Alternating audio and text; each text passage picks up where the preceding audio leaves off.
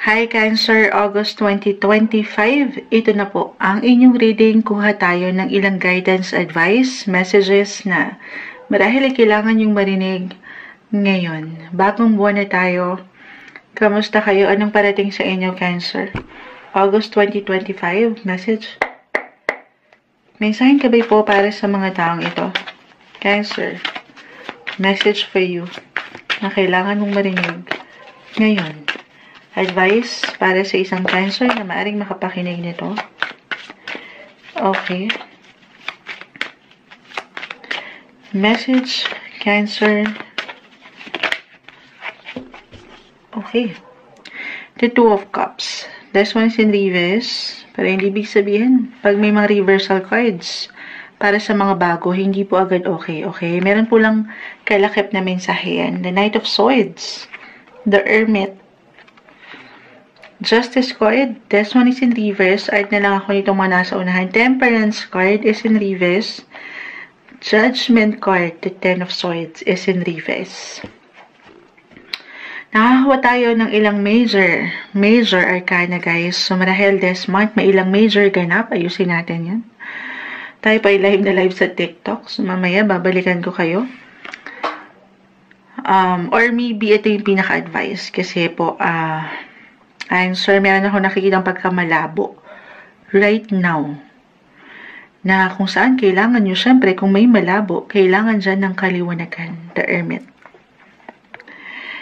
Tayo po ay general reading, just only take what resonate. Saan kayo nalalabuan? Depende to, kahit pare-pareho kayo ng sign, magkakaiba po ang bawat isa. Judgment card, the Justice card, both are in reverse. Money, partnership, relationship. So, andito na yung lahat. Saan siya nagiging malabo? Best month ito to do some reflection. Yes po. Kung parang may pagka-low-key or talagang madilim, hindi mo makitaan ng liwanag ang mga bagay financially, emotionally, or even spiritually, merong support, Cancer. Ito na naman tayo sa support moon siya. Kung hindi tayo magiging practical, depende to guys ha. It could be someone older, a mentor, si the Hermit, ayan, a tarot reader. Ito na, minsan, sino mga Cancer na nakikinig? Lapit na kayo kay Moonchild. Ikaw, sabi ko nga, someone older, someone expert sa pinagdadaanan nyo. It could be someone professional, a doctor, physically, mentally, emotionally, or a financial advisor, consultant. Ayan. Kumbaga, meron at meron kayong pwedeng lapitan. Hindi kayo dito nag-iisa. Mula dito sa ilang injustices o ilang kabagalan na nasusubok ang inyong pasensya o yung kakayanan, the Judgment card, parang wala talagang liwanag or na-judge kayo. May ilang imbalances. Pero si healing, guys, claim natin to. Financial healing, spiritually, mentally, physical healing, emotional healing, lahat na the Ten of Swords. Claim natin ito. Okay? Na malalagpasan ano man yung parang hindi nagsasabay ngayon sa inyong buhay or parang walang hustisya. Laban lang natin. The Nine of Pentacles. Actually, may growth. Diyan sa kalabuan na yan, sa kabagalan, katagalan, at parang wala ka makitang maganda. Merong growth, namumunga ka, unti-unti, may progreso. Ayan. Actually, parang kang nagiging money magnet dito, the Knight of Swords. Papunta ka doon, wag mong sukuan, tuloy ka lang. Patuloy kang manlaban sa iyong buhay. Sa iyong career, especially, nakikita natin yung energy, kung ano yung pinagsisikapan mo, pinaghihirapan mo, yan po ay hindi nababaliwala. Ayan, claim natin. Manifestation, prayer, reflection, meditation, andito na lahat, more on spirituality, balance, practicality, parang sa monology, samahan ng dasal yung ilang worry, Cancer. At uulitin ko, namumunga kayo. Iba-iba tayo ng pamumunga di ba? Parang at timing, baka hindi pa anong tawag dito? tulungan niyo ko guys. Nanghingi ng tulong. Parang yung growth, iba-iba ng, pag kumaga sa prutas, iba-iba yung